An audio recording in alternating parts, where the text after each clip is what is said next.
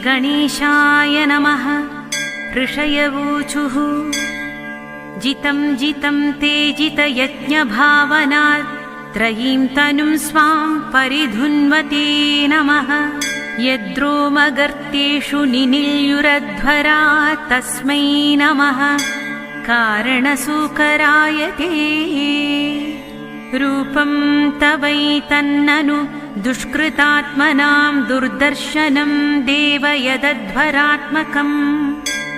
छन्दांसि यस्य त्वचि बहिर्रोमस्वाज्यं दृशि त्वन्घ्रिषु चादुर्होत्रम्। सृक्तुण्डाश्रीत्सुव ईशनासयोरिडोदरे चमसा कर्णरन्ध्रे।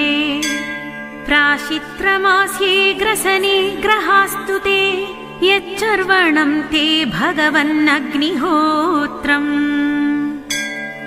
दीक्षानुजन्मोपसद शिरोधरं त्वं प्रायणीयोदयनीयदंष्ट्रः। जिह्वा प्रवर्ग्यस्तव शीर्षकं क्रतो सभ्यावसत्यं चितयोऽसवो हि ते। सोमस्तुरेत सवनान्यवस्थिति संस्था विभेतास्तव देवधातवः। सत्राणि सर्वाणि शरीर सन्धिस्त्वं सर्वयज्ञक्रतुरिष्टिबन्धनः।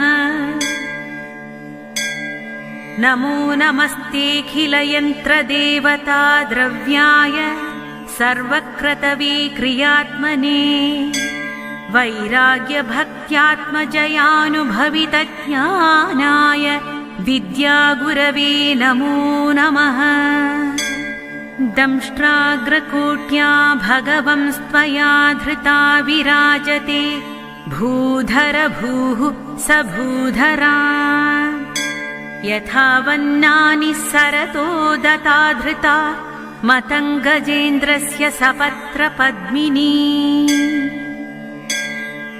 त्रयीमयं रूपमिदं च सौकरं भूमण्डले नाथ दता धृतेन ते।